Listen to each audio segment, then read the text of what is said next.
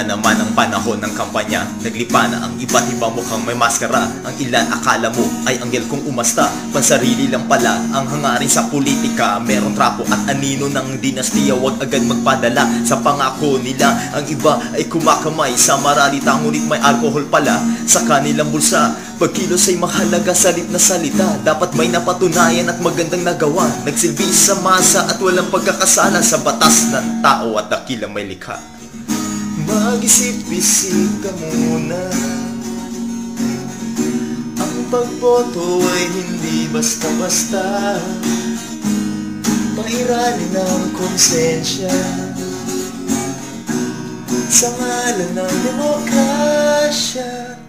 Tinatanaw ang kabataan, pati kababaihan at mga katandaan. Maski sino pa man, malinis ang pangalan, meron ding paninindigan. Mahal ang kalikasan at lupang tinubuan. Naglayang katapatan sa paglilingkod sa bayan tungo sa kaunlaran. Ngayon at kailanman, aking kababayan, tularan ng huwaran, gisingin ang kamalayan sa ating lipunan. Mag-isip-isip ka muna. Ang pagboto ay hindi basta-basta. Sagrado ang balota. Maging tuwid sa diwa at gawa.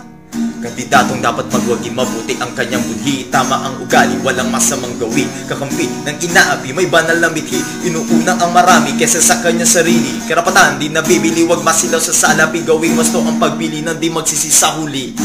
Mag-isip-isip ka muna. Pagboto ay hindi basta-basta.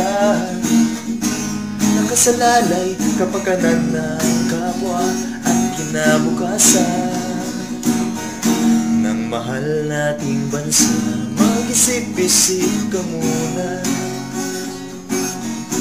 Ang pagboto ay hindi basta-basta.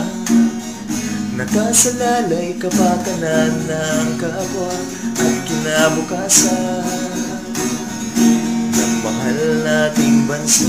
Mag-isip-isip, mag-isip-isip, mag-isip-isip. Habang may oras pa, mag-isip-isip, mag-isip-isip, mag-isip-isip